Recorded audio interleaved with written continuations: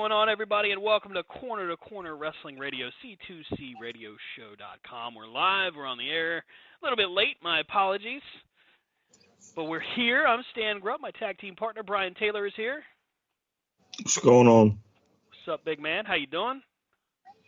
Well, I'm doing all right. Got hanging in there.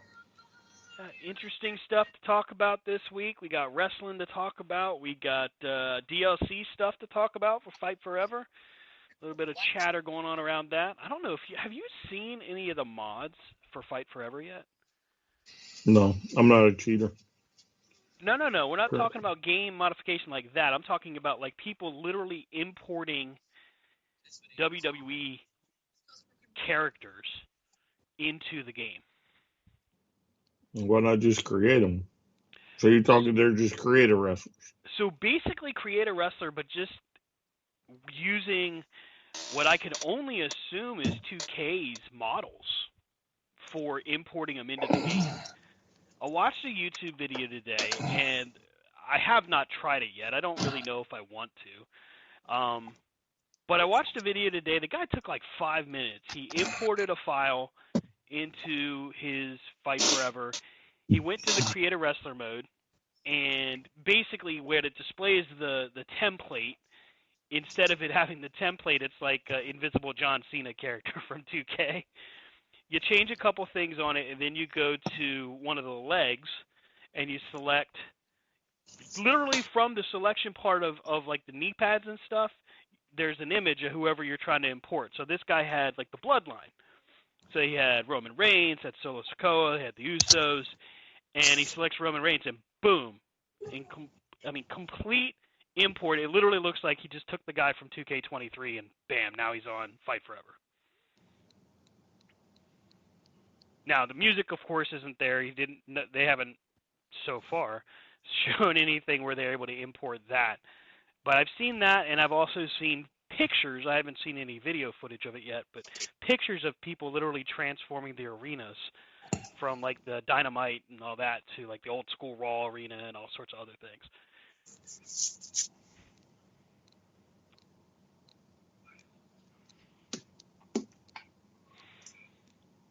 Like I said, haven't decided if it's really what I want to do, but looks cool.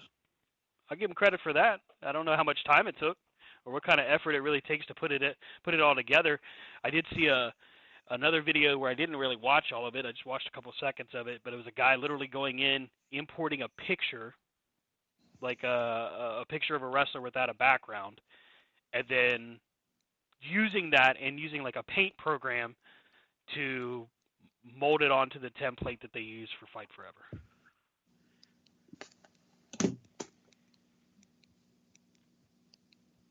What else you got? If you're doing that kind of work, you should be like doing your own game. I don't know if you should really be fucking with somebody else's IP. I mean, you just mod it because it's open.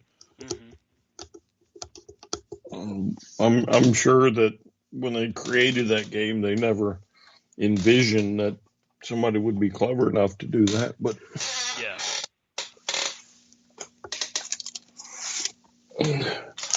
So I can only hope that their system goes up in smoke, though. That's wow. But okay, so it's cool, right? Yay, they did this. But at the end of the day, you want to play a WWE game, go play a WWE game. You want to play AEW, go play AEW. No sense, trying to cheat the system. Like I said, bunch of cheaters. Wow. But there is, so I mentioned some DLC news. Fight Forever is getting ready to come out with a patch. And in this patch, there is going to be a new system in place where if you're, to Brian's point, a dirty cheater and doing the rage quit technique so you don't take the L on the match, right now, there's not a system in place where it really punishes those players. Now, apparently with this patch, what it's going to do is if you're found to be one of those people that has a habit of doing this, you will be pulled into a group of players that do that as well. And those will be the only people you can play with online. Good. So instead of, yeah. So, I game a lot, Hmm. right?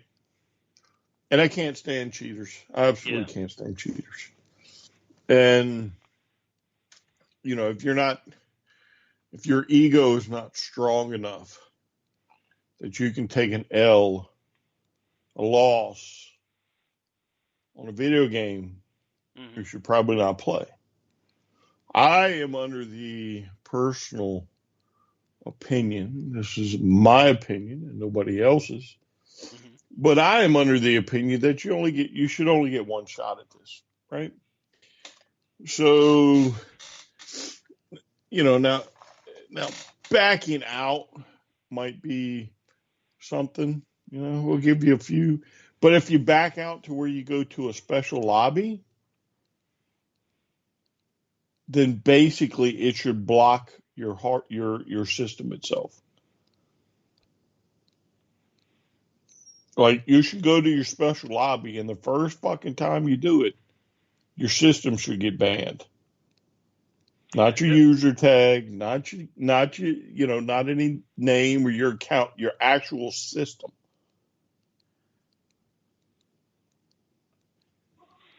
I gotta say, I don't disagree with you. I mean, the only online play I've done aside from Diablo before that point would have been Madden, way back in the day.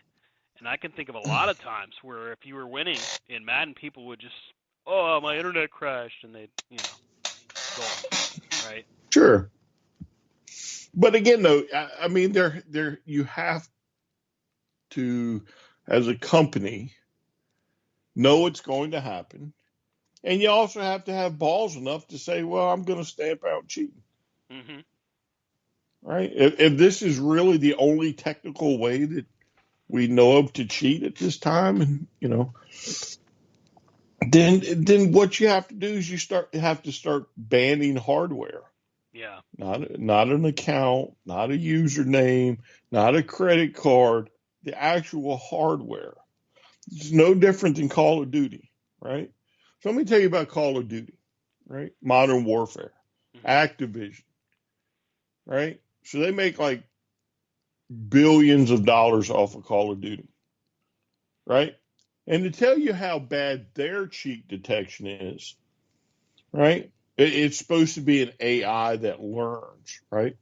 So what happens is, if you're reported and for whatever reason you're sus, right? They think you're cheating. You go to an individual cheater lobby, right? And when I tell you, because some of my friends who are much better than me, I'm barely sitting at a .9 KD. I suck, right? I'm bad, but I have the pleasure of playing with some people that are pretty decent. And sometimes they go to these lobbies, and I've been in these fucking lobbies. There is no doubt that these people are cheating.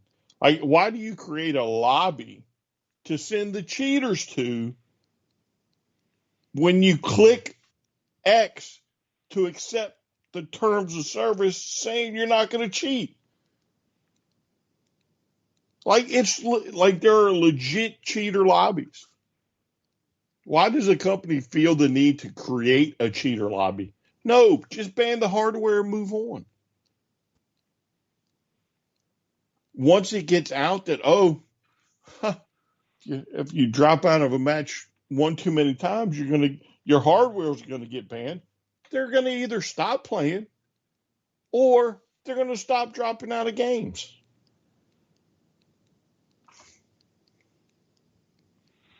I mean, you got to do something. You have to keep people from having that kind of an experience.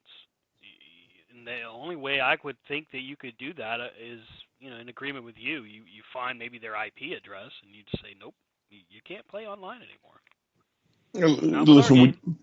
when you log in, they know your hardware credentials, Hmm. your laptop, your PC, your Xbox, your PlayStations, the whole nine yards, your switches. They know, and they can easily ban the hardware. There are plenty of games that do it. It's not that hard. Well, I mean, it is hard for me, but for those people, it's not hard. Mm-hmm. And trust me when I tell you, nobody's going to cheat because they can't afford to keep buying $600, $700 systems. Right. For a PC, it's a couple $1,000s. Start banning the hardware. They'll knock it the F off. I think a lot of it, when they don't do anything about it, is money. They don't want to miss out on however much that player has been putting into whatever their in-game currency or whatever the hell it's called.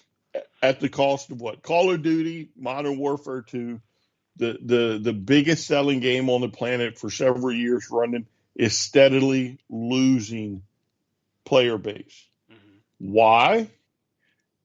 Because of things like bugs and stupid nerfs and buffs and all this stuff. But at the end of the day, there's a large group of people that cheat. And people are bugging out, going to play other things. Yeah. So how are you? You're not sustaining money that way if people are leaving.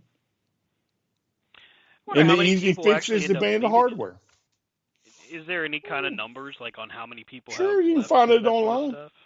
You can find it online. The player base. Yeah. It's not hard to research.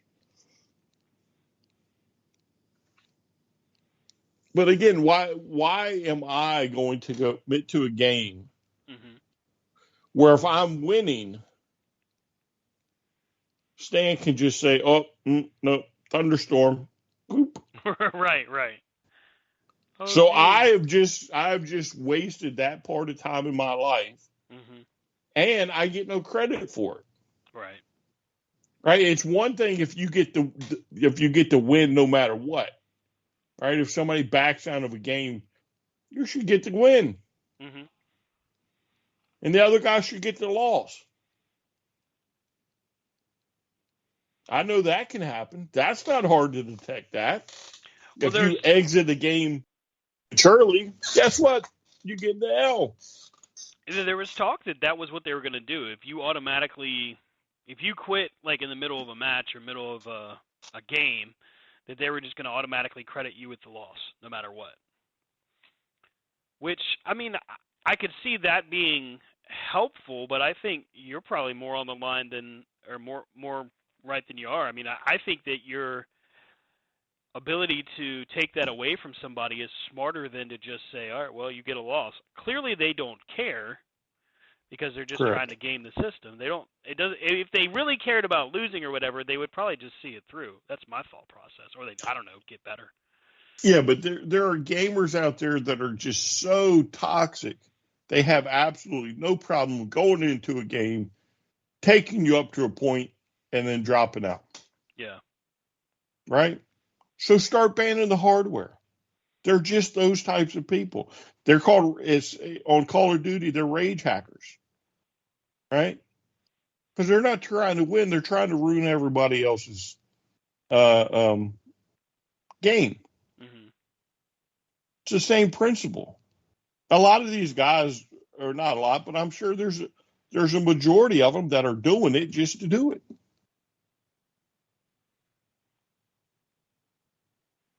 I mean, why else would you even get in a game? Because I haven't done it on AEW, so I have no clue. But I'm sure there's some type of skill base to it, a skill based matchmaking or something.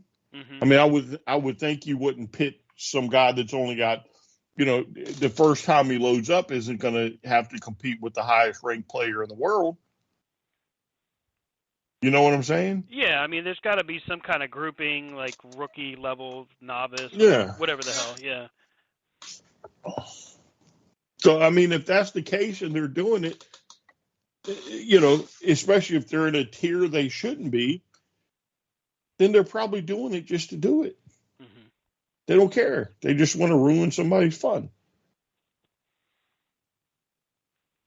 I've never really explored to play online as far as Fight Forever is concerned. I've never really looked at it. I know it happens. Like, I know it's there. But that never really crossed my mind as something I wanted to do. I don't fool with it.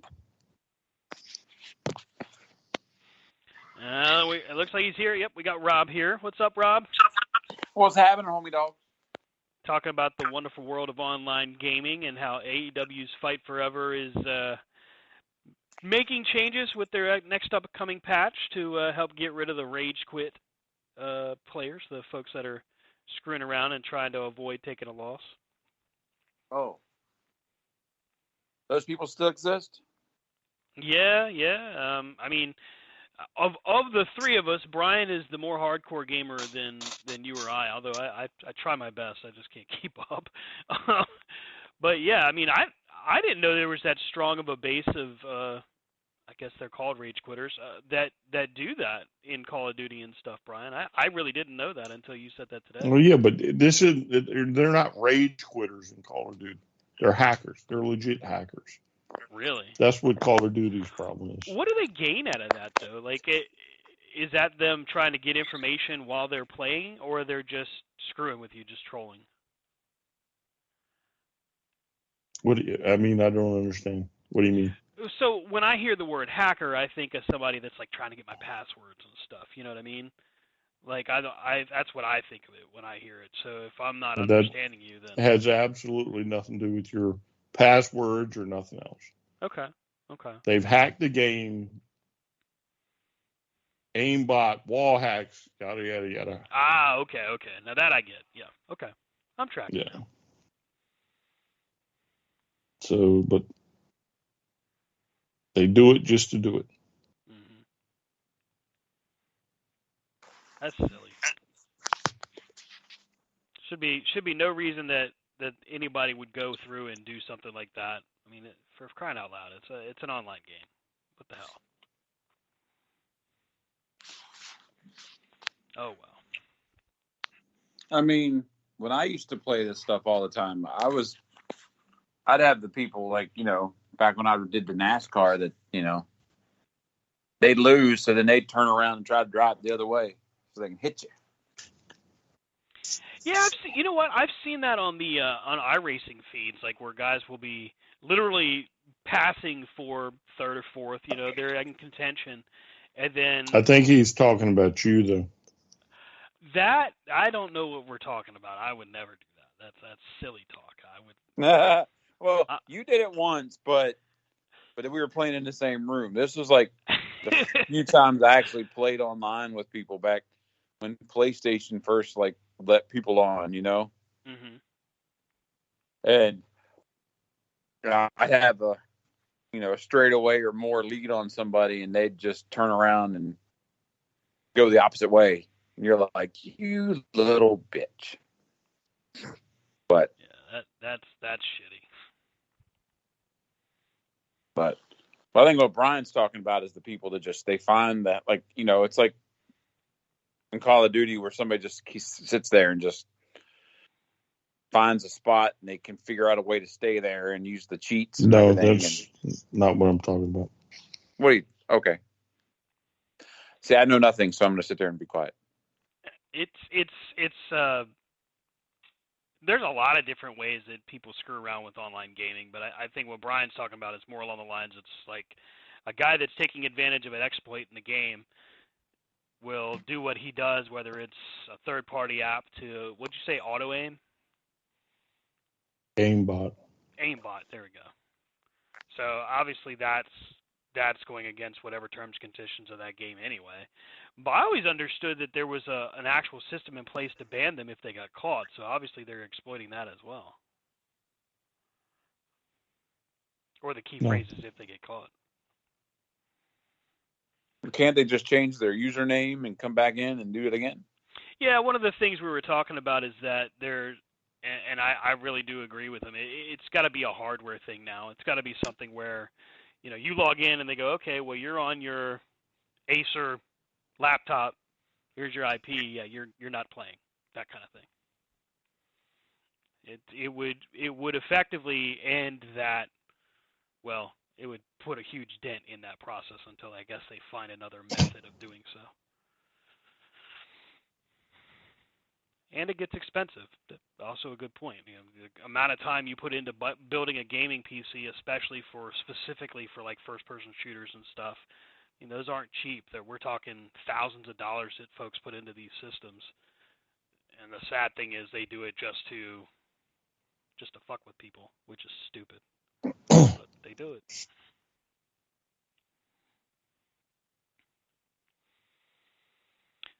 So, no easy transition, but what the hell? From gaming to wrestling, as this past week we had Blood and Guts, we had Collision, where Ricky Starks and CM Punk are seemingly continuing their story, but we get the introduction from Collision on.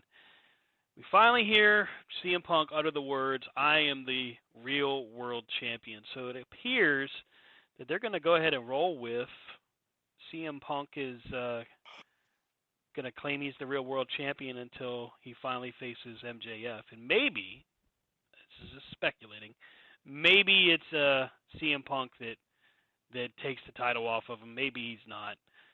I still feel like what's going to happen here is CM Punk is headed for the heel turn. Ricky Starks, on the other hand, during that confrontation on Saturday, yeah, he completely says, yeah, of course I cheated, and you would too if you had the opportunity. Anybody would. Anything that everyone's going to remember is that I won, and the crowd was solidly behind him. I didn't hear any boos. I didn't hear anybody going, you suck. But they still managed to position him to tag with Christian during that main event on Collision. I don't know. I think that while they may be trying to let Ricky Starks be a heel, it's not gonna go the way they planned, because I think fans are gonna stay solidly behind Ricky Starks.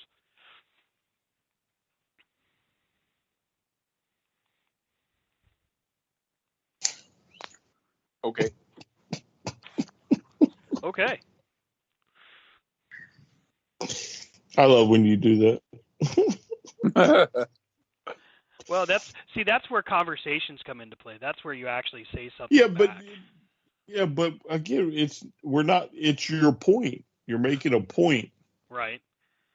We're not conversing about the thing. It's Stan's made a point, and Rob had nothing to say about the point, and I didn't either. And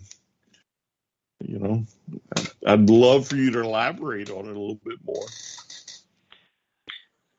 I think with a guy like Ricky Starks, he has a unique draw to him where fans they are behind him no matter what he does. And I think that right now, and it's quite early in what they're trying to unfold here, so we really don't have like a full, okay, this is what's probably going to get us to All In or All Out or whatever the hell. For right now, it's only a week and a half in. But I think what we're seeing is if their attempt is to put Ricky or to paint him in that light as a heel, I just don't see fans getting into that role. I think they're going to cheer him kind of like they would The Rock or Austin back in the day. I don't know if he's at that level per se, but I feel like what you're seeing with Ricky Starks is what you get, and I think fans just really dig that, regardless if he's cheating or not. But does that necessarily make him a good guy? I mean, didn't we boo John Cena? That's the thing. Like with AEW, they've always been really good at just letting that dynamic do itself. You know what I mean? They don't necessarily force someone's hand. Seemed like they were letting Cody lean towards that when he was towards the end of his run. But it really is more like they're just saying, okay, well, boo him if you want to boo him, cheer him if you want to cheer him. But you put him in a position where he's tagging with Christian, and it kind of tells a different story, because Christian is, if there's any indication that Christian's a good guy, you're going to have to fill me in, because no. You don't insult Luke Perry's son and make fun of the fact that Luke Perry is dead. You don't tell him to have his mother give him a call because she knows she wants it. That's not, yeah. And fans have also leaned into that and say, yeah, no, we don't like that, and they boo him vociferously. There's a big word. Yeah, right? I don't know if I could do that, but all things considered, I mean, when you position Ricky to tag with him, You tell me. I mean, isn't that them attempting to position him as a bad guy? Well, I mean, I think with the rope pulling and stuff, Mm-hmm. that's the position. But again, like, we've never cheered bad guys before. Okay. Sure we have. Okay. But did that change whether they were face or heel? Good guy, bad guy? Because the audience cheered him? I think in this situation it's not going to matter, is what I'm saying. I don't think it's going to matter. Well, I think no. whatever they're attempting to position him as isn't going to matter. Because the fans are ultimately going to decide what they're going to do. But again, though, just because the fans cheer him, that doesn't make him any less of a bad guy. Sure. I mean, we cheered Michaels in the U.S. and booed him in Canada. Yep. Same thing with Bret Hart. Mm-hmm. Ric Flair, throughout the course of his time, was jeered and cheered, right? But again, that didn't define whether he was a good guy or a bad guy. That just defined whether you liked him or not. You see what I'm saying? To me, there's a difference. A good guy's not going to cheat all the time, no matter if we cheer or boo him. So if he cheats all the time, he's a bad guy. But I, as a fan, have a right to cheer him if I want. Oh, yeah, but that doesn't change what he is. Because, again, you're not going to have a good guy keep running around cheating. Yeah. And eventually you'll find something that he'll do that'll make you boo him.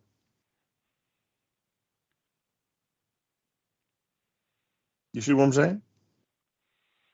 Yeah, I mean, I don't know that I agree, but I see what you're saying. I understand what you mean. I just don't feel like that's what they're trying to do. I mean, you don't put him in a position to tag with Christian and then put him also in a position where the fans will get solidly behind him. But then again, to your point, maybe it's just a factor of where they were.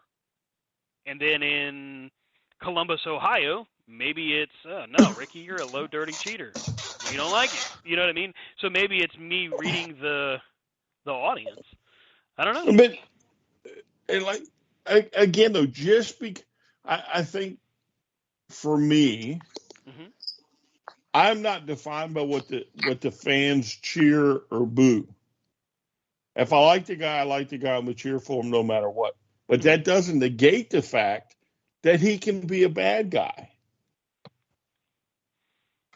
So no good guys have ever cheated?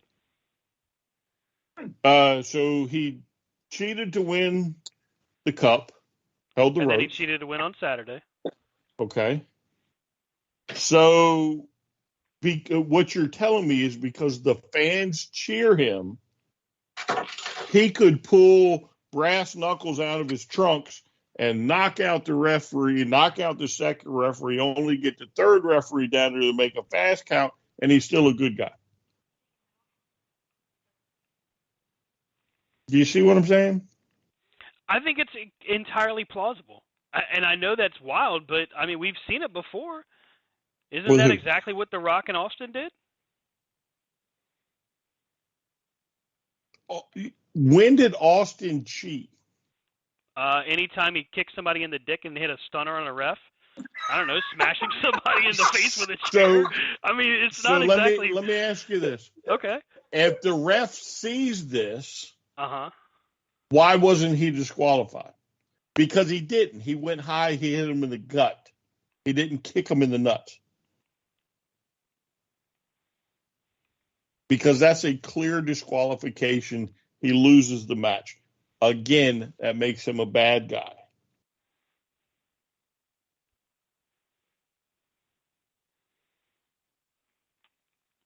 Do you see?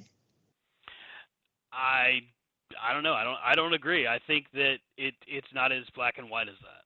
I think that we've seen it time and time again. Now, yeah, you've got some good points. I'm not entirely disagreeing with you, but at the same time, I feel like, you know, we've seen it before where it worked. Now, maybe it's not a guarantee it'll always work, And again, it could have just simply been because they were in New Jersey, and New Jersey likes Ricky Starks.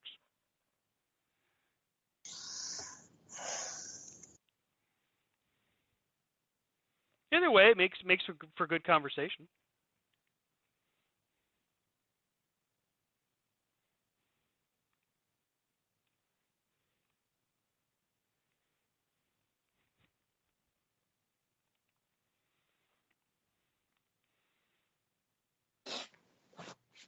Still with me? Who? Anybody? I'm here. And a hush fell over the crowd.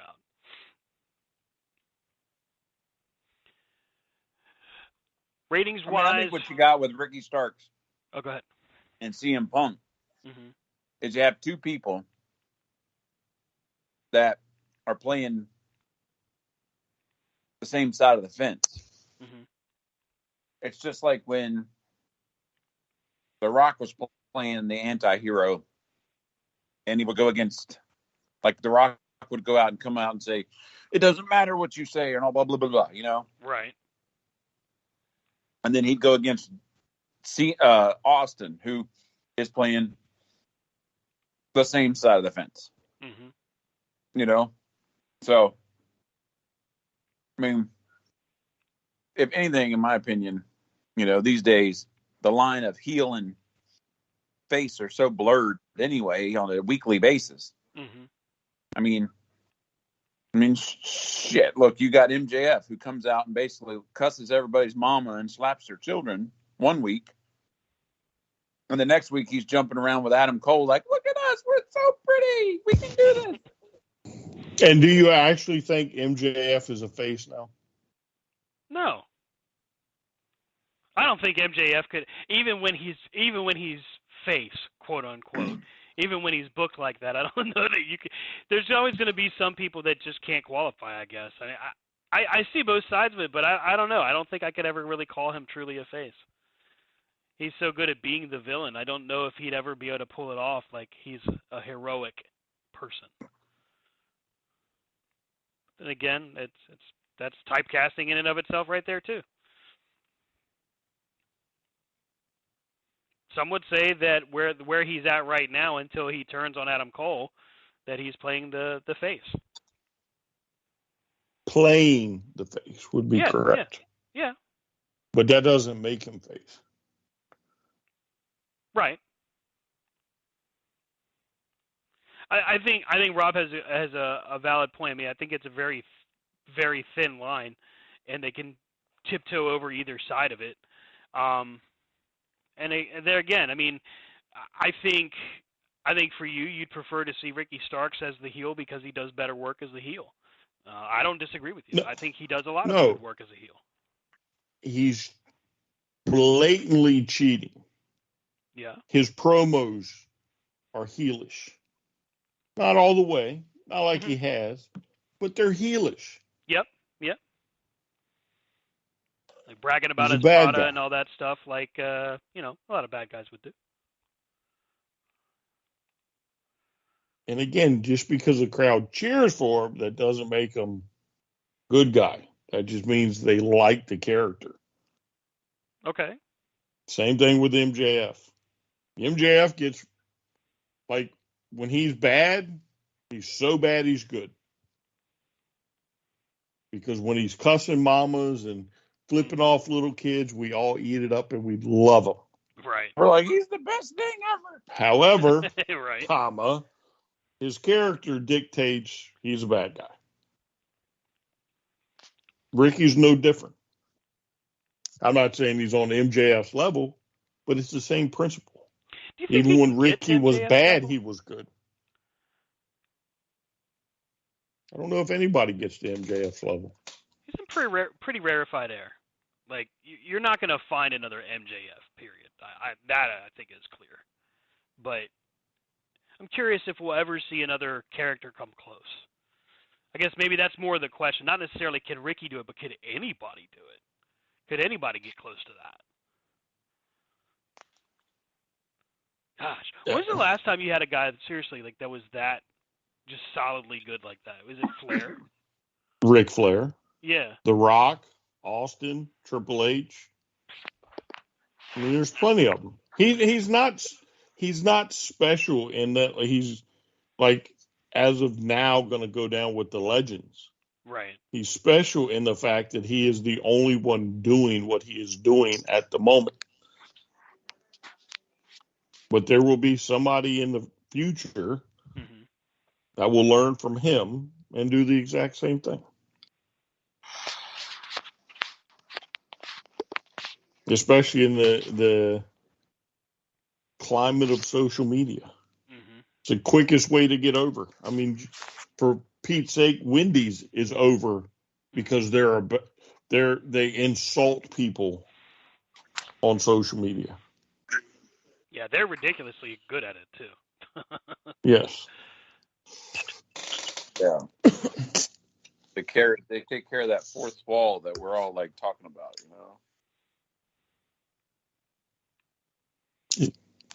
It'll happen. He'll be replaced one day. He just happened to show up at the right time.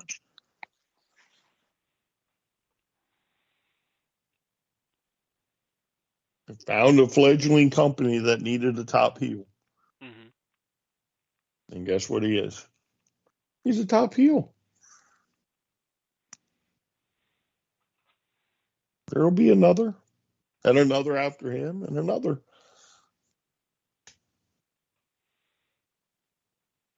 That's the way it works.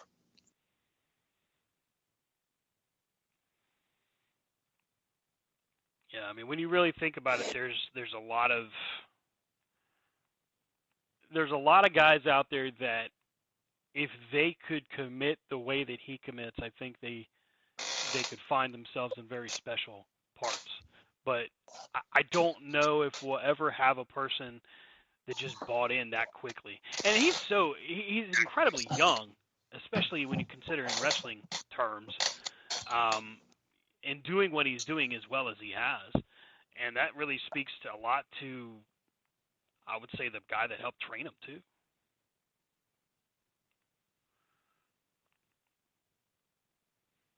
But it's interesting because, Brian Myers, Kurt Hawkins, I don't know that we've ever seen him do anything close to what MJF has managed to do, but I think that it does speak to the fact of how well he was trained.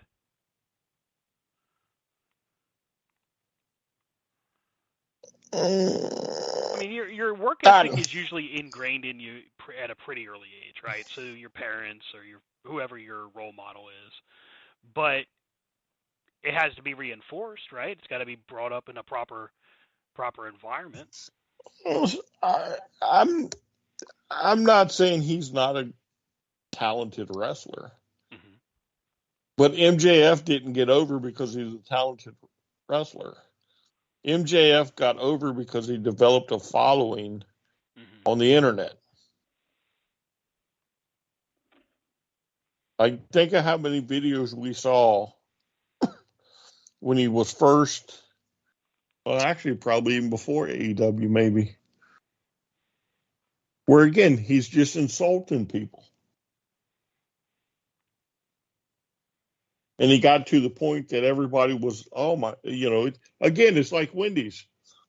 Oh man, there are days that you'll send in something to Wendy's and try and get insulted because it's now a rite of passage. Right. MJF is no different. You go, at the shows, I'm sure he was doing it for whatever time before he went national. And then it starts to spread. Major League Wrestling did that. Yeah, but it starts to spread. You start to see videos, and now everybody's watching social media about what this fool's going to say next, who he's going to insult. And it's funny. You fell in love with the guy. I mean, he shouldn't be getting cheered right now. Yeah, it's kind of ridiculous the stuff that he has done from a fan perspective. The stuff is pulled to do what he has done, to be as successful as he is. Realistically speaking, no, there's no reason in the world that fans should be cheering him right now. And yet, it's crazy. It's over like Rover. Yes, as because Steve Austin says. he is probably the first one to pull off social media. And any wrestler, he's probably the first one to pull it off. And that's why he's over. Everybody loves MJF. Everybody knows he can wrestle. He puts on great matches. He's a great talker. But at the end of the day, we fell in love with him when he would insult the piss out of somebody. Or you go to an autograph sign and he'd sign the autograph and he'd rip the paper up in front of some little 5-year-old little kid. Because we're all like, he ain't do that to me. Yeah, he'd probably take special effort to make sure he embarrasses the older fans. I'm sure he would find a way. He seems like that kind of person that would be like, oh, okay. Like if I'm there with you guys and there was a method of setting it up, I'm almost positive that he would make sure to get the cue from one of you to make sure he knew which button to push. Although he seems pretty good at just figuring it out on his own, like when he's with the public in general. But the point is, I feel like he's really good at reading his audience, and he knows exactly how to push that button.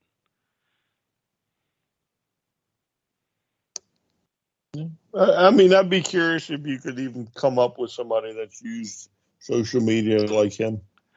Matt Cardona would be the only one I could think was close.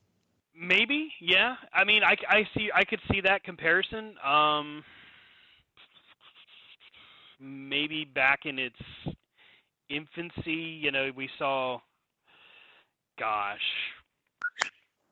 maybe Seth Rollins a little bit, but not close to where they are.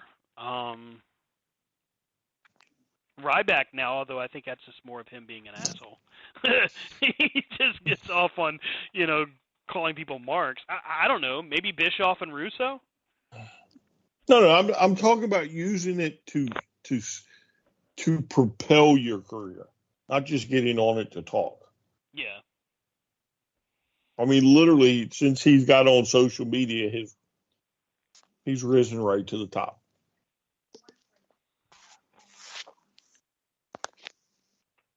I wonder how LA Knight would do if he was to take on to social media the way that MJF did. I think he would do okay, like similar. I mean, when he was Eli Drake, he did the same shit. He just never pushed it as far as. The thing is, there's not many people these days that will take it as far as MJF, I see a lot of a conversation about Eli Drake, about LA Knight, about how people think he should be the next whatever big thing, whatever the fuck we call it now. I'll be honest, I really liked Eli Drake, but and while I like LA Knight to an extent, I don't know that I see like the second coming kind of thing. I don't see that in him. I see he's really good, he's fun, but I don't know that I see the big star that a lot of people seem to think he should be. Like, am I missing something on LA Knight? Is there something there that I'm just not picking up on? I don't really watch couldn't tell you. I mean, you can speak to what you saw with Eli Drake, and I think that his Eli Drake work was probably the best that he would have. And that includes his NWA stuff, because his NWA stuff was pretty good. But I mean, from what I've seen of LA Knight, like on NXT briefly, and since he got away from the Maximum Male Models, which was, look, we've seen a lot of stupid shit gimmicks from WWE. Sure we have, but I think that one kind of took the taco. That was all kinds of bad. But I don't know that there's really any, I don't know. Some folks have been like, yeah, he should have won Money in the Bank, and he should have did this. I'm like, should he have? What would have made that any more important than that of Damian Priest? And who won Money in the Bank? Damian Priest. So let's try this. Okay. If you're booking the company, who's got more of the uptick? LA Knight or Damian Priest? Who's going to put more asses in the seats? And I don't watch it, but I'm pretty confident I could weigh in on this one. Well, I mean, we talked last week about Damian Priest, about how him having money in the bank, at least for you, you said it really didn't do anything for you. And you didn't see him as a guy that puts butts in seats. And I'm pretty sure I'm trying to remember. I'm pretty sure I agreed with you. Rob, you'll have to help me out, buddy. I don't remember if you said you agreed or not. I don't like Damian Priest. Okay. I mean, I feel like Damian Priest was better before they let him talk. You know, what turns me off a lot is you have him in a faction of Judgment Day, and you have somebody the caliber of Finn Balor in Judgment Day, who is pretty much playing second fiddle to Damian Priest. And it's like, yeah, that's weird. It's backwards to me. Yeah. So, I mean, Brian's question was, okay, well, who has more of an uptick? Who puts butts in seats better? Do you think it's LA Knight, or do you think it's Damian Priest? At this moment in time, it's Damian Priest.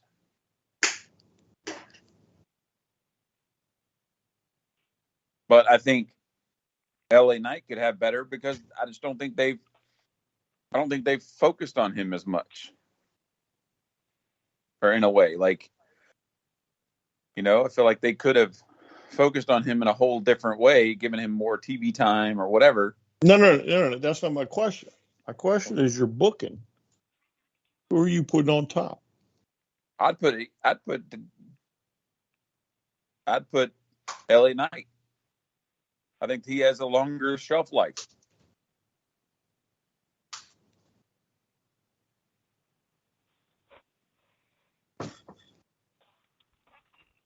Looking something up real quick.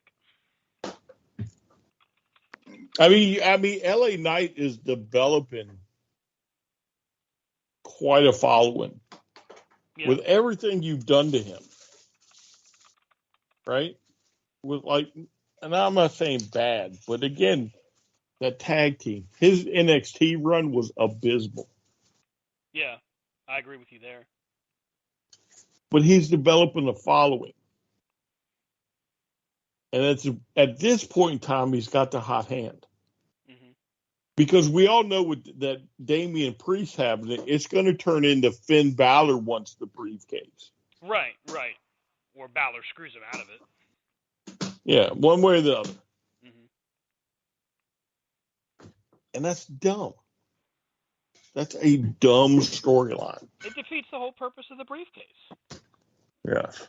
The whole purpose of the briefcase was to give somebody an opportunity that otherwise wouldn't have had it. That was the goal, or to generate more interest in an upcoming star. Right. Who do you want to see face Roman Reigns? LA Knight or Damian Priest? Neither. I don't want to see Roman Reigns. Oh, no. I mean, again, though, one of the two's got to win Money in the Bank. Who do you want to see face for the title? LA Knight or Damian Priest? I think the better match comes out of LA Knight. Yeah, I mean, I don't see how you can look at that and not think for a second that Damian Priest is going to lose, even with that briefcase. You see what I'm saying? Like, he's not going to capture that title. If there's a stipulation he can go for any title, sure, it works for Damian Priest. Well, I mean, it worked for Austin Theory. That's how he became U.S. champ. So much the better. Let him have the briefcase and go for the world title or the U.S. title. Right. Yeah. Okay, that makes sense then. Makes a lot of sense. But you still got to give him the briefcase to pull off an Intercontinental U.S. You see what I'm saying? Have we seen somebody give the briefcase to someone before? I'm sure you have. Lose the briefcase, but have we seen him give it to someone? I'm sure you have. Or they'll pull a Ted DiBiase, Andre the Giant, or whatever it was. Yeah. That's my case. Damian wins, gets the title, gives it to Finn Balor. Anybody in Judgment Day's world champ, whatever, some stupid shit. I mean, that'd be a way to swerve it.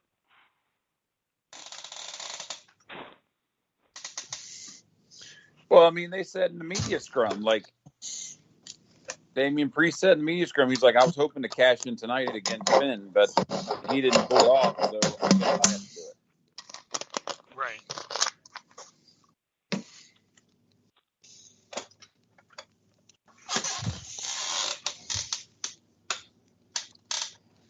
I don't know. I mean, it's still sticking in my head, with what we said last week as far as Damian Priest is concerned. And it's weird because when Priest was on NXT, he really did have a pretty good upside to him. And I don't know if it's just the main roster just kind of wearing him down or his appeal just falling off or what, but it's NXT. He should have had he came in a name and went to NXT. Yeah, he did. He came in with a solid following from Ring of Honor, punched Martinez, and became Damian Priest. Yes. So he should have had a big following in NXT in front of the 50 people in attendance or whatever it is. Yeah. But again, when they come from NXT to the main roster, nobody's used right. We all know that to be fact. He is now in some faction that once again makes no sense.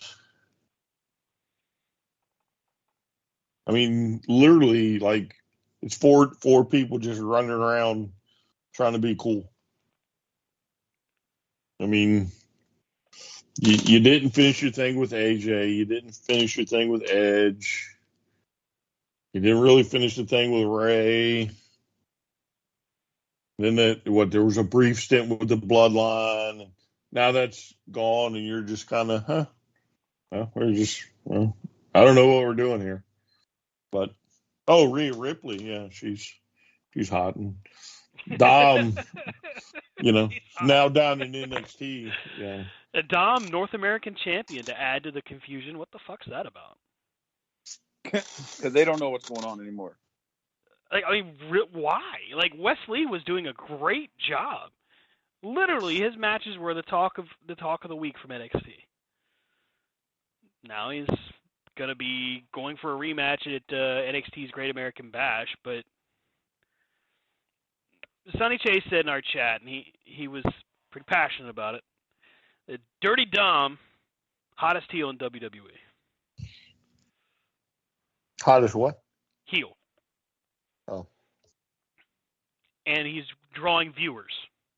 He's pulling the ratings up. NXT is solidly on the shoulders of Dominic freaking Mysterio. Come on. What? Yeah, well, Dom gets booed. Don't get me wrong. He gets heat, but yeah, but again though, so NXT is normally what, 500,000, 600,000? 580 on the average, 600 on a good day. Okay. So that's telling you right off the bat that there are plenty on the main roster's audience that don't watch NXT. Right. Now, again, I've said that I think highly of Dom, and I think in the future he's going to be spectacular. And I've kind of watched him from afar. It's not enough for me to watch the whole program, but I do kind of keep track with him a little bit. His match with Sammy last night was good. I like the kid. I really do. But if I was a diehard WWE guy to where I watched Raw and SmackDown, found out he was going to be on NXT and going for a title, I would probably watch it. But that doesn't mean that their numbers are going. It's a spike because Dom is going for a title. Mm-hmm. And with Judgment Day, there's a good possibility he walks away with a title. Right.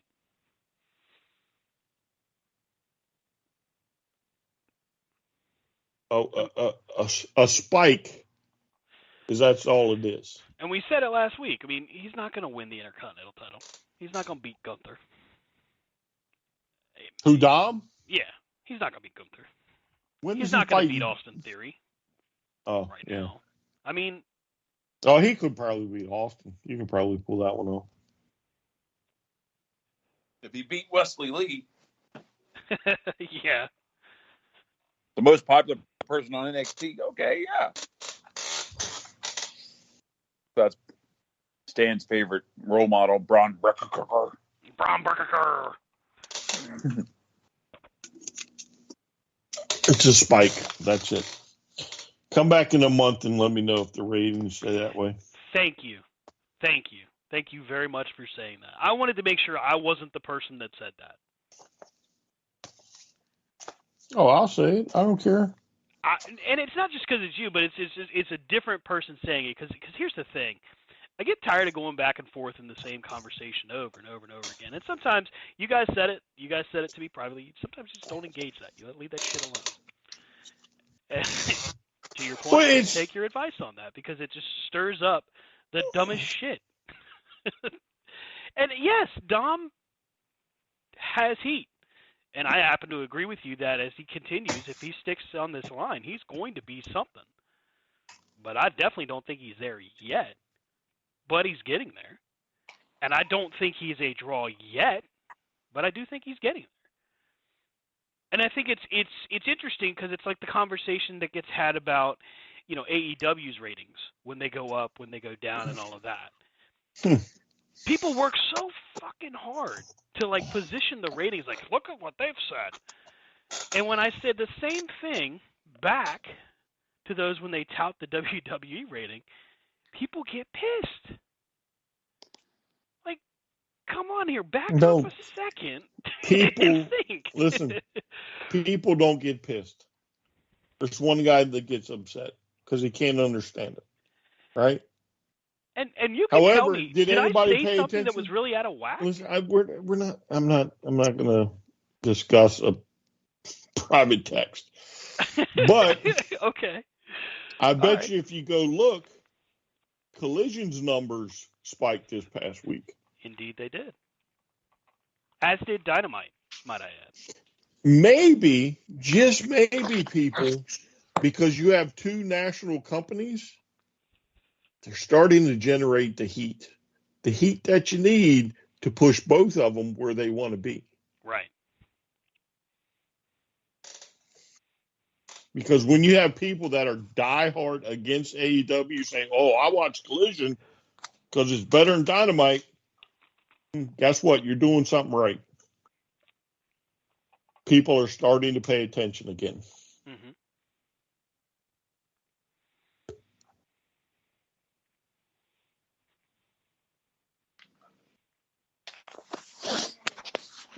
I agree with you. Well, I mean, it's just the age-old question we've said several times on this show that there's so many people out there that just won't watch for what it is.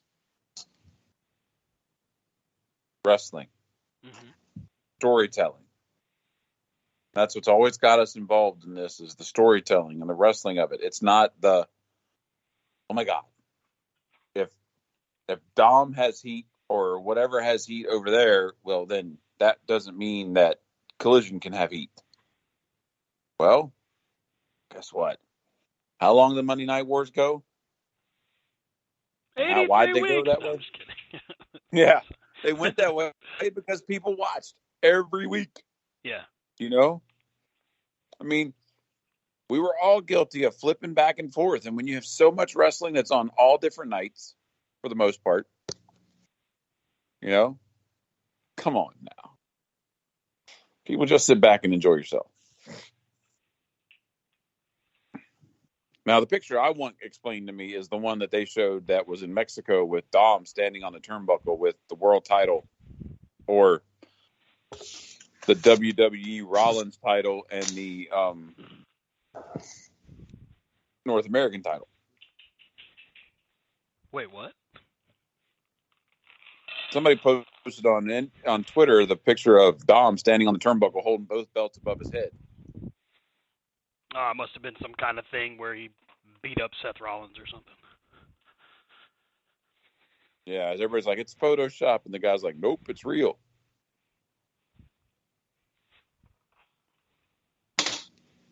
Photoshop. So, but people can't just what?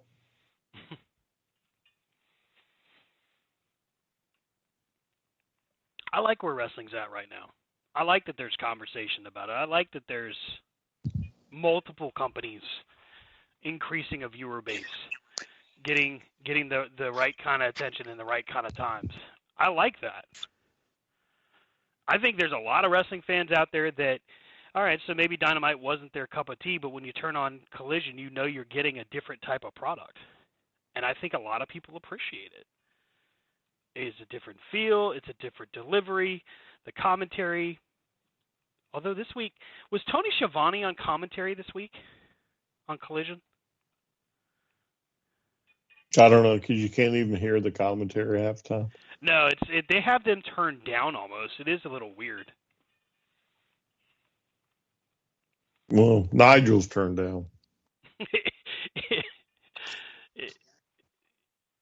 It's one of those deals where I just really like the presentation of it. I think that show has potential to really bring back some of the what do they call it, the casual audience that used to watch it, that only watches occasionally, whatever the case. You know, I think that it just, if they can continue doing what they've been doing, that's really the key.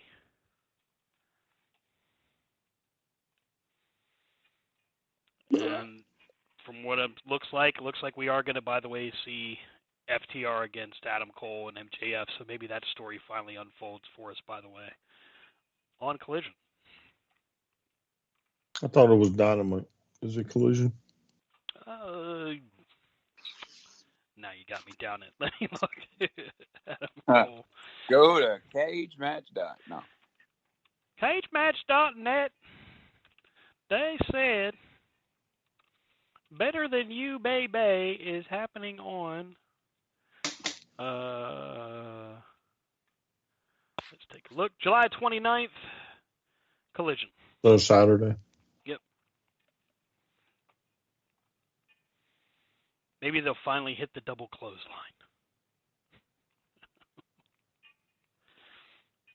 Didn't they hit that last week? Did they hit it last week? I must have missed that. Damn. I'm going to have to turn it back on. I think they did.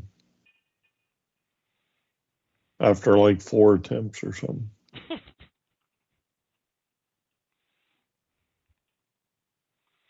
Leave it to MJF to get a body slam over and the double clothesline.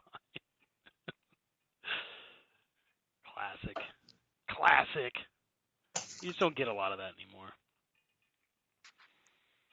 Oh, Saturday, by the way, is Cody Rhodes' documentary coming out on Peacock, where apparently BTE and AEW footage, some footage from him of the Indies, and of course some conversation from some retired folks like Hulk Hogan talking about what Cody did to transform himself into the American Nightmare. I'm curious as to how Hulk Hogan would have any opinion on that. That's like, what I was wondering when I saw that. Where the fuck was Hogan during any of that? What? So, what transformation did he make? I guess going from the WWE's Cody Rhodes to who he is now. Yeah, but when he was in WWE the first time, his mustache was fucking over. He was over his Stardust. He was over his Cody. He was over his mustache. Mm-hmm. He was over. Yep. He just dyed his hair and went somewhere else and came back. With the stupid neck tattoo.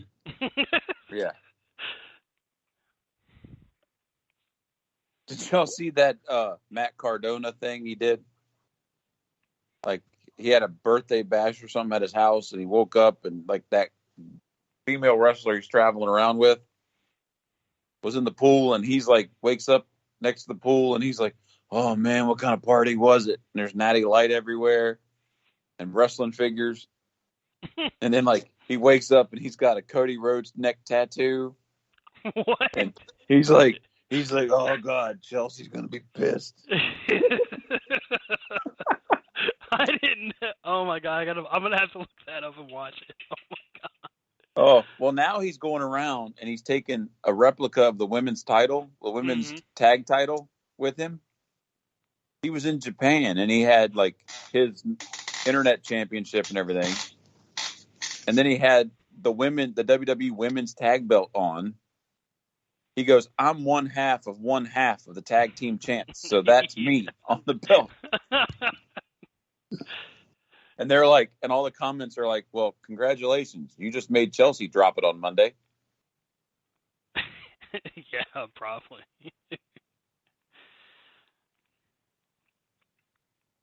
There's a guy that figured out social media really, really early, like we said earlier. You know, he was like, no, this is what I'll do. I'm going to hop on YouTube. I'm going to do this. I'm going to do that. He made it work.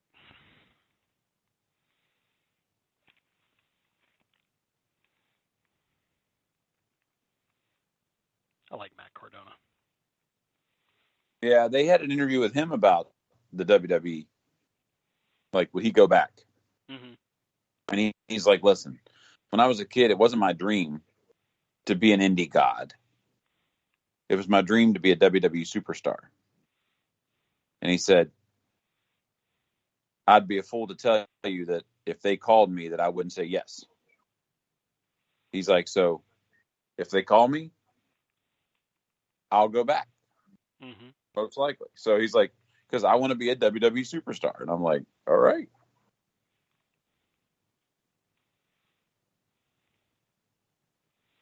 I mean, the indie god thing has done pretty well for him. The deathmatch king and whatever else he calls himself. I mean, he's gotten himself over pretty handedly just by really sticking to his guns and just really staying true to what he sees himself as. So there's a lot of power in that.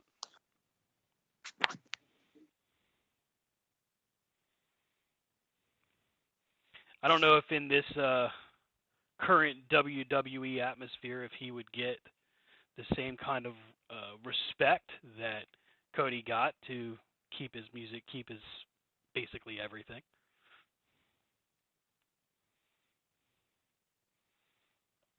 But it definitely goes a long way. Yeah, but that's just contract. Mm-hmm. I mean, if Vince wants you bad enough, he's going to give you whatever you want. Right. Especially something easy like that. Bring him back and just give him the U.S. title and say, all right, just stay over here and leave us alone. Do me a favor, stay off YouTube. You got to scratch that figure itch. Right. That's part of the package. Yeah. I feel like of all the things that they've kind of dropped the ball on. One of the things they could have embraced pretty quickly was, scratching that figure itch, doing the toy hunt videos and all that, just being behind them on YouTube instead of saying you can or can't do this. Like just letting him do it, letting him grow his brand. God, what's the harm in, I don't know, getting yourself over? When does that become a bad thing? Because there's a ceiling that nobody gets to crash through anymore. Yeah. Well, I mean, look at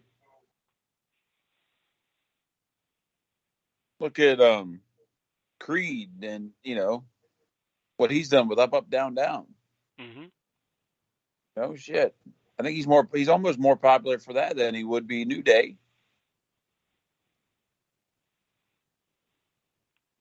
So, but yeah. And for his troubles, he's gotten what role on television?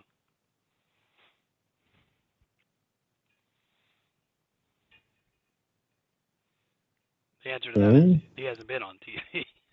Not very much. I was like sitting here thinking, he hadn't really been on it, but okay, maybe you know something I don't. No, that was the point. It's just like all of the good work he's done in that regard, and they didn't put him on TV. They don't embrace the fact that he's pretty damn popular. That's systemic. That's what WWE does. If you're not the chosen guy, Roman, Drew, Seth, Cody, you're not going to Brian's point, you're not going to get past that ceiling, so to speak. Yeah, but everybody's like that. There's no way you can I like literally there's no way you can tell me who puts the most asses in the seats.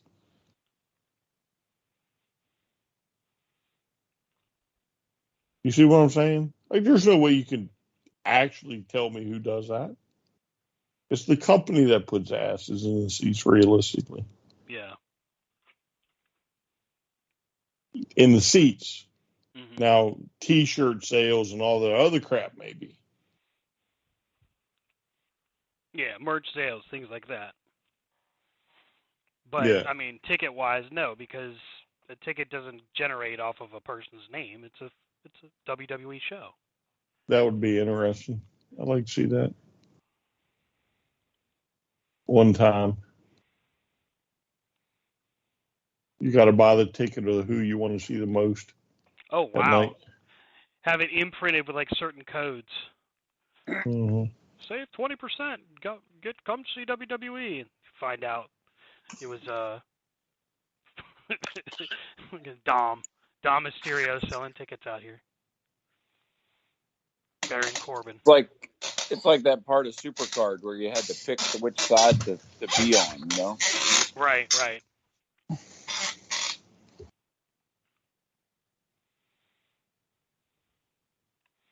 Wonder who really does, quote unquote, service the draw there. I would like to see how that's measured. A lot of people would tell you it's measured off of quarter-hour ratings for when they're on television, but I don't even know if that's really a true read.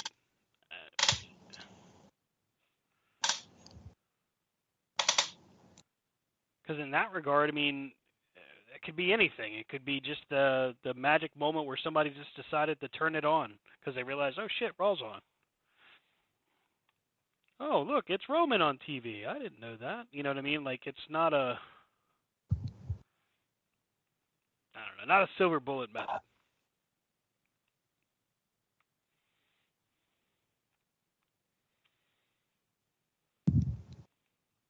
We do know it's not Austin Theory though. Nobody's wearing his shit. Well, nobody's wearing Roman shit either, but supposedly it's number one for a while. And who's the other one now? Somebody else has passed him. In merch? Yeah, there's somebody else that was like the highest seller. Oh, LA Knight. Ain't. Yeah, he's got merch. Fuck if I know. I don't know. I've never seen any out there. I've never seen them on TV. I can't think of one LA Knight shirt I've seen. I got 4. No, I'm kidding. Well, again, it's the same with Roman. You ain't never seen none of his shit out nowhere. None. I think you might be the only one I've ever seen with a shirt. Didn't you have a shirt of his? Yeah, but the only reason I bought it was because it was discounted. Well, but yes, but you know what I'm saying? I did have one. Yeah. But does the Shield shirt count though? I guess that'd be 2. Because I did have. Yeah, but I thought. Well, no. Well, who knows? Maybe in WWE logic, they're counting Shield shirts. Well, clearly, if you're a fan of the Shield, it was because of Roman. Duh, obviously. Couldn't have been for Ambrose or for Rollins. Nope. It was definitely Roman. Nah, I mean, I don't see how you can check for that. I don't know. Because it can't be the seats that you sell in the arena. Mm-hmm. because a lot of times neither company sells them out all the way. Right. And most of the time going in, they know how much they're going to sell to begin with. Right. So it can't be that. I don't know. I don't know how they figure it out. I know back in the day that the theory was it was whoever was on top, whoever was champ, was the draw, so to speak.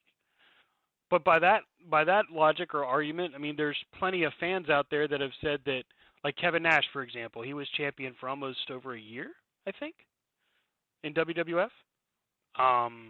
And people have always told him that he wasn't a draw. Okay. I don't understand the logic. Same was said about Brett and his first reign. And the same was said about Shawn Michaels in his first one, actually, after he beat Brett at WrestleMania 12. That they weren't a draw.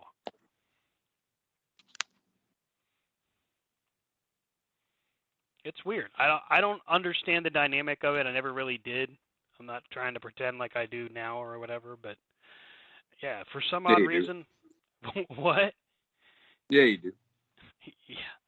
There I am. I'm staring at spreadsheets and looking at Excel, and me and Mr. Meltzer, we just go over it every single week.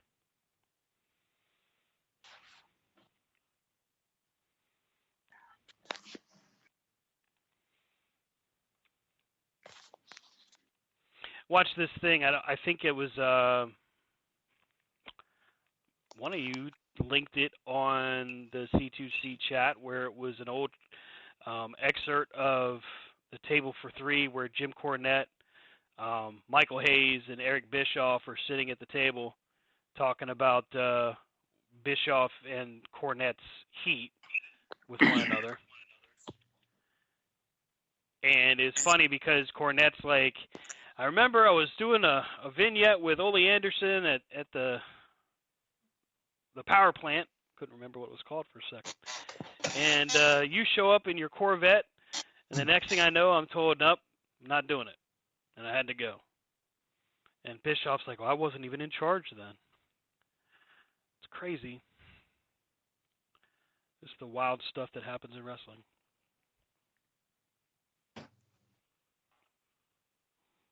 And of course, the link that you sent today where Scott Hall's talking about how he basically gave Sting the Crow idea.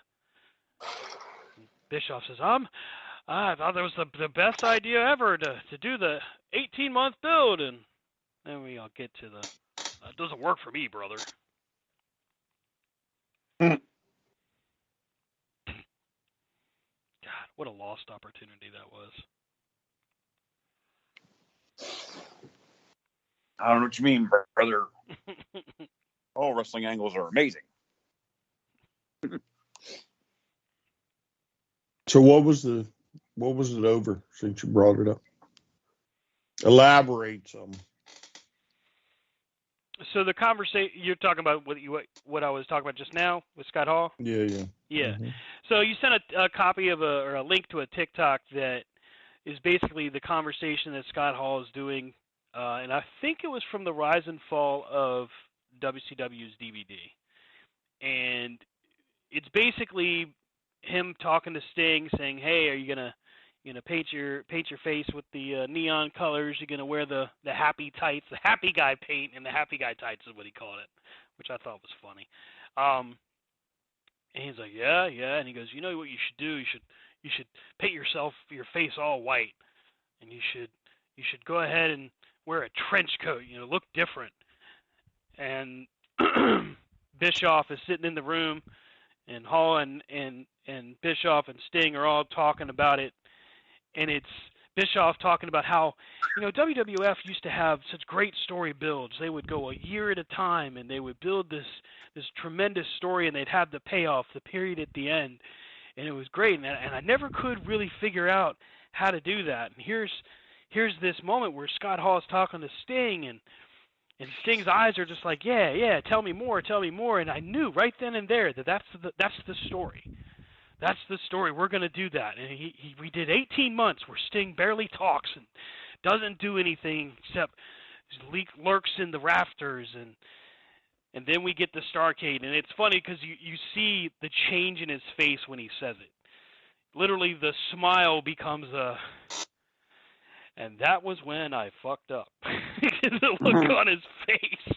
He's just like... And we get there, we're a Starcade Sunday, and Hulk Hogan's like, well, brother, I don't see it.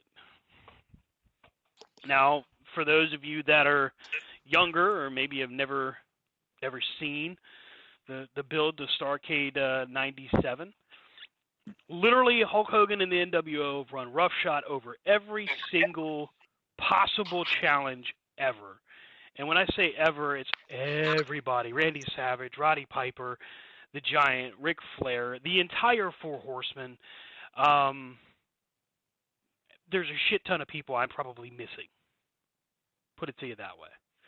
NWO's everywhere. They destroy WCW. They're taking over. The only guy that, outside of Lex Luger, has put any kind of chink in the NWO's armor is Sting.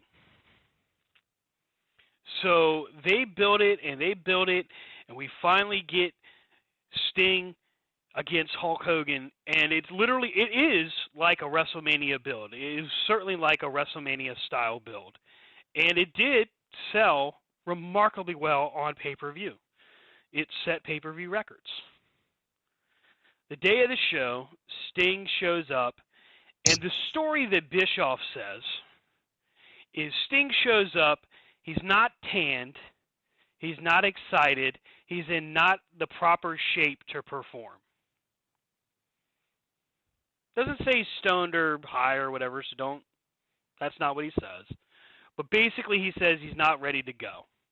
And Hulk Hogan tells him it's not going to happen. Now Hogan says in his version of events that if you're going to beat me, then it needs to be done in a way that makes sense, and I just didn't think Sting was ready to do it. You took this man off television for 18 months outside of, sporadic run-ins and stuff like that. 18 freaking months. And in that time frame, not one doubt is raised. This is the plan. Bischoff says it. Everybody says it that's there in any part of creative. But you get the show day, and you say, he's not ready to go. So this is where it gets craziest. I think we've talked about this a few times. It's where it gets funny because, they get to the day of the event. Hogan's like, yeah, that's not going to work. So Hogan basically tells Nick Patrick, you're not going to do a clean 3 count here. We're going to go this direction with this finish. And we get what we've seen now, and that's basically the Hogan hits a leg drop. Nick Patrick is supposed to do a quick 3 count. Sting's made aware of this plan. So Sting, of course, doesn't kick out, but Nick Patrick does an actual 3 count. And the crazy part of it is they get through this part of the build. They get through this schmoz, is what some would call it. And Bret Hart comes to the ring, says they're not going to screw Sting, even though there was a legitimate 3 count, because that's what the plan was supposed to be, from Hogan to Nick Patrick. And Nick Patrick's even confirmed this in interviews. No, but the 3 count was supposed to be fast. Yes, it was supposed to be fast. Yes. So the plan was supposed to be a fast count. Bret Hart's coming to save the day, to keep somebody from getting screwed like he got screwed in WWF. And that was supposed to be the story. Bret Hart comes to the rescue. Sting wins in the end. Everybody's happy. But instead, we get Hulk Hogan doing Hulk Hogan things, getting in the mix, getting with Nick Patrick. They go to the finish anyway. Sting still wins the title. The following night on Nitro, they strip Sting of the title. And if you weren't sure of Sting at this point, if you're in the back, you're in creative, and you're like, he's not the guy, you'd think they're just going to give the title back to Hogan. That's just what they're going to do. They're going to put the title back on him. And for as crazy as WCW was, even that would have been better than to go right into Super Brawl and go, or Spring Stampede, whatever the fuck the pay-per-view was called, and they give it the title back to Sting again. So you weren't sure at Starrcade, the biggest event, your 18-month build, this big story that you're finally going to get to deliver. But now suddenly at Super fucking show number 52, suddenly you're ready to go and you're going to go the same goddamn direction. Yeah, but I thought Bischoff blamed Hogan. He does. He does and he doesn't. Because you know how Bischoff is. He's super protective of Hogan. So, like, anytime he gets a conversation about Hulk Hogan, he's basically like, well, you know, there were a lot of factors, blah, blah, blah, and maybe Sting wasn't ready to go. But the reality was, you know, Hogan's the one that basically says, yeah, I'm not going to do that. And Hogan had creative control, so I couldn't tell him no. Yeah, you can. You're fucking in charge. There's a reason that WWE won that war, and it was because Vince McMahon, with creative control or not, would have said, go fuck yourself, you're not screwing my business. Bischoff, on the other hand, was suppling at the teat of Hulk Hogan that entire time, and certainly wasn't going to let a cash cow get out of his pocket. And that's, in my opinion, why WCW loses the war, because they don't do any fucking thing that makes any goddamn sense.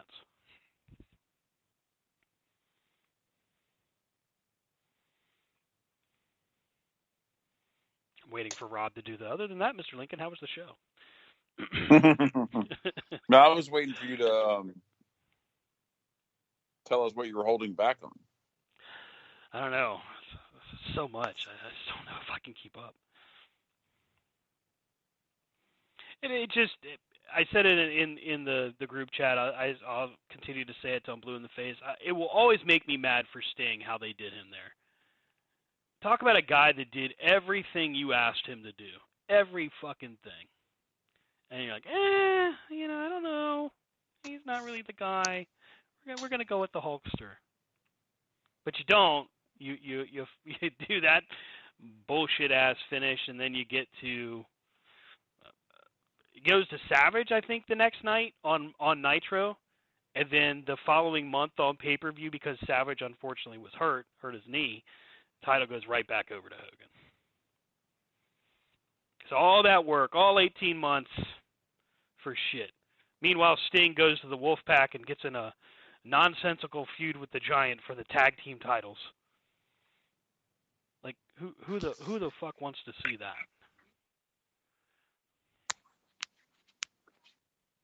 It's all a fucking excuse. It definitely is. Hogan had creative control. Bischoff doesn't want to admit that Hogan had creative control. And he's just feeding everybody a lot of shit about Sting not being in shape, or why would the Crow be tanned? You know what I'm saying? He should be the whitest motherfucker in the building. Right, he's been hiding from sunlight and everything for the past 18 months. He should look like a ghost. Right. Like, what the fuck? Oh, by the way, when Sting comes out at Starrcade 97, yeah, it looks like he's in the best fucking shape of his career. Chiseled.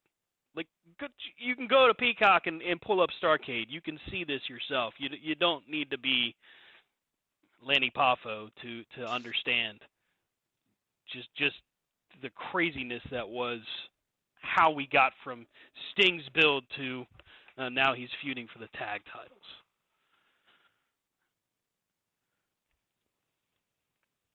I so hope that with where AEW and WWE are right now, that if we truly do get to that magic moment where both are just doing gangbuster numbers, that neither company implodes like that. I would hope that never happens to any company, honestly. But I just, oh my gosh. Look, you can't put nitwits in charge of a company. Right. And expect it to keep going. Yeah. Like, you just can't. And no offense, right? But he wasn't suited for the job, and he got lucky to get it. He got one. Yes. Yeah. He got lucky on one idea. and he got Hogan to play along. A lot of it's right guy, right time, right place, right time. I mean, Well, he's the guy that's there to take that position at that time. Well, I think there were others that probably would have been a little bit more qualified. Jim Ross, maybe. Maybe, yeah. But he got lucky with the NWO, mm-hmm. and he got lucky with Goldberg. Everything else was Goldberg, a disaster. Well, yeah. I mean, it took him a while to screw the pooch. He did the right thing up until Starrcade. Then he screwed the pooch with the cattle prod. Pretty sure that was Starrcade, wasn't it? Yep. We were there. Yeah. Right? I mean, he had a good run with 2 solid ideas. But he did nothing else. Again, he's like Vince McMahon. For every home run he hits, he strikes out 100 times. Mm-hmm. But Vince is just going to keep plugging away. Right. Bischoff held on and drove that company into the ground. I think you can safely say, plural, he tried as hard as he could to drive Impact down. He did everything in his power to put every stupid-ass idea that he could to the forefront. I refuse to believe that Hulk Hogan was any creative control in that company. Oh, he had creative control. I mean, if you look at what's going on, right? You look at WCW with the NWO and all that bullshit, right? Besides Goldberg, their other claim to fame was, how many people can we shove in a faction?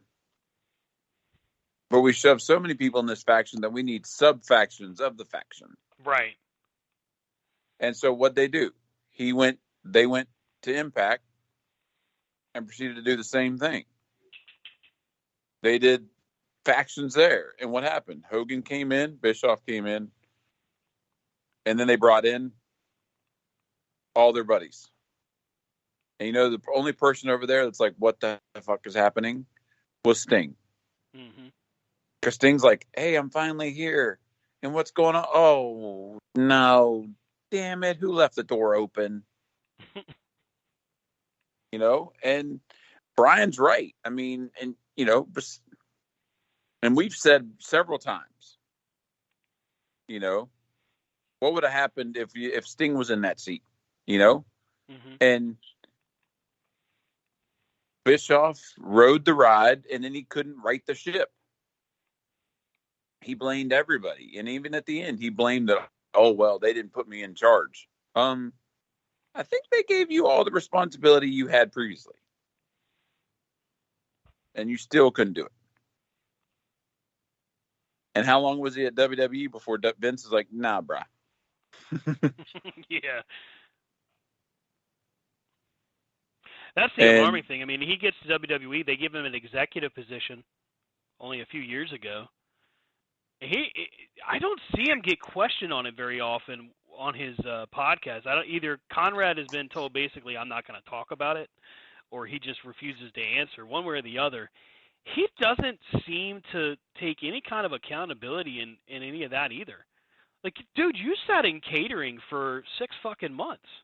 Paul Heyman was at least trying to get shit done. But Paul Heyman's been snake bit with WWE God since the beginning, at least in a creative role. But Bischoff had an opportunity there. God, if he wanted to prove his legacy was more than just bullshit with Hogan, that would have been the time.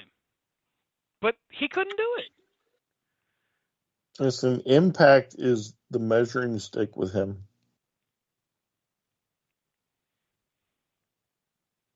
Because he didn't get lucky, right?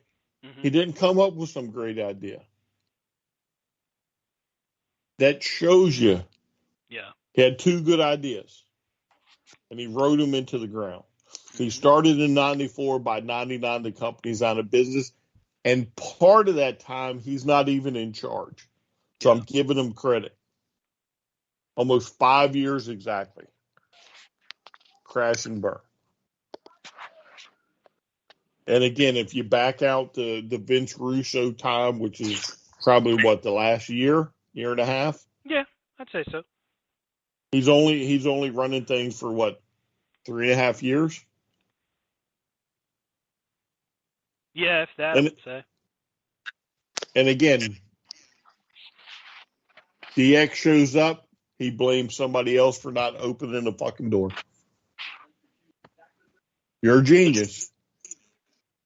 Because if you're the guy in charge and you don't have an earpiece in your ear, even if you're conducting an interview in the ring, you're stupid.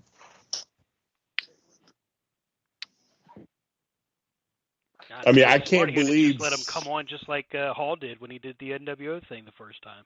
Listen, I cannot believe nobody in that company wasn't watching Raw and didn't say, "Oh, by the way, Eric, DX is right outside." Right.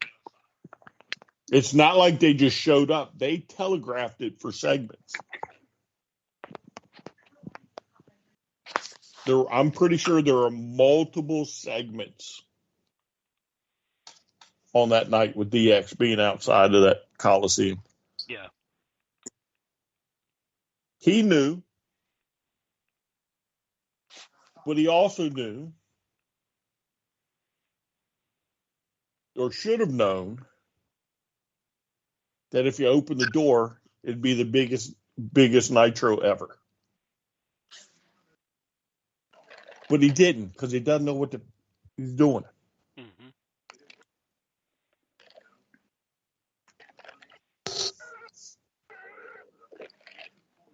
Virginia would have been on the map. Damn sure would have. I mean, the thought process behind not opening that door is just like, what? Why? Literally every single person in wrestling that has ever been asked about that says, I damn sure would have opened that door. Yeah, but he'll tell you he was in the ring on a microphone. Yeah. Oh, I didn't know it was going on. Then you're not, no wonder your company fell. You think Vince would have been in the crapper if the NWO showed up. And he'd have been like, yep, open the fucking door. Let's see what they got. Right, right. Not only would he have did it, he'd have made sure to, God, if Twitter had been a thing back then, yeah, there's a reason, and you can say what you want, and we don't necessarily like the guy, but there's a reason Vince survived that whole thing, because he was just cognizant enough to say, yeah, do it. I can see him now. Hey, Eazy-E, door open. But you could also argue that Vince made the same damn mistake that Eazy-E did. Yeah. When the Bullet Club was outside, they could have easily let them in. Yeah, with the Bullet Club outside, you could have taken so much of their pull, their stroke away from them by just saying, "Come on in." Yeah, because it'd have been in their court of like, "Oh shit, I don't know if we want to go in." Now you might have been able to stop the AEW thing by letting them in. Why? AEW wasn't around at that time yet, was it? Right. So imagine he lets you on his program. You're basically top-level indie performers, right? Okay. So you let them in. They see that perfect world, right? They see that you're open to creative, and maybe that negotiation with the Bucks that they had, Bucks and Omega, maybe that goes a different way. Maybe Cody says, "Yeah, let's go back." You know what I mean? It's a lot of hypothetical, but so that's not to say that AEW wasn't in the process. True, very true. We don't know how far in they were at that point. Yeah, because that's 18, right? Yeah, I don't remember. Yeah, I think so. There's a reason the Bucks aren't in WWE. There's a reason Omega is not in the WWE. There's a reason that Cody left in the WWE. Like, they're smart enough at that time to know I'm not signing with this company. There's interview after interview after interview where they will tell you, we were close. But then we said, nah. We're going to stick with what we're doing. we're going to stick in New Japan, Ring of Honor, and that wouldn't have mattered if you opened the door. You'd have made them legit superstars. I wouldn't need to sign with the WWE.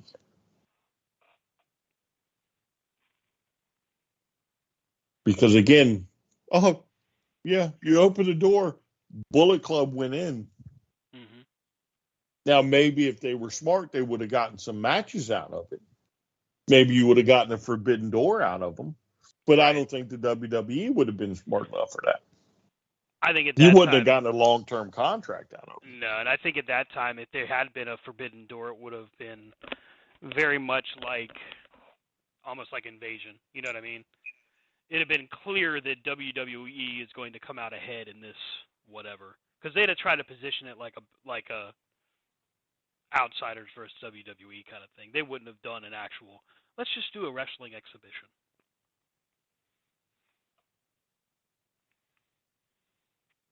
I don't think Vince had the wherewithal had the presence of mind to ever do that. No. And right now, I'm not sure that Triple H does either. The problem is Triple H doesn't have full control like he should have.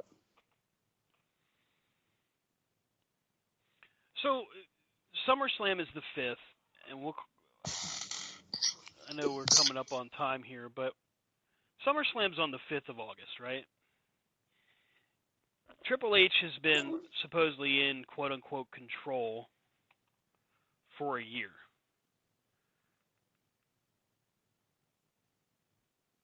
Has he done what he said he was going to do? I mean, have we gotten... Why don't you save that for a time we can actually discuss it at length? Okay. Is that one of those questions you're like, hey, we got a question, we gotta go? Yes, that's exactly what that would have turned into. Yeah, I get it. I get it. I'm cool with that. That's a good stopping point. Okay. I'm cool with that. So, if the United States invaded, we gotta go! This just in! Oh, sorry. That's next week. Yeah. Oh my God, did you see the rocket? What? Oh, never mind. If you live in this time zone, never mind. Let you know when it lands. Yeah. Bye! All righty. Let's see here. Like I said, SummerSlam's on the 5th.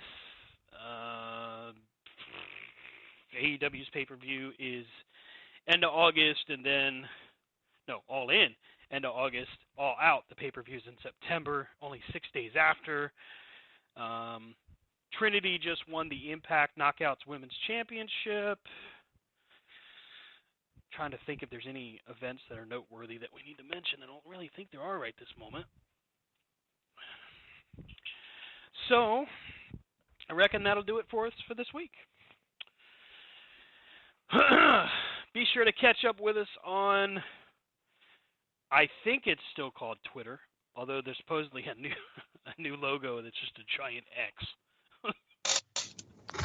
I don't know what the hell's going on with it. But for the time being, we're still there. Catch up with Rob at Rob Hefner C2C. Catch up with Brian at Vlad Dragul C2C. That's VLAD DRAGOOL C2C. I'm at Stan Grubb C2C. And of course, the show is at C2C Radio Show and C2CRadioshow.com. Spreaker.com/corner to corner. And all your favorite podcast distribution spots. Thanks again for listening, everybody. We'll see you next week.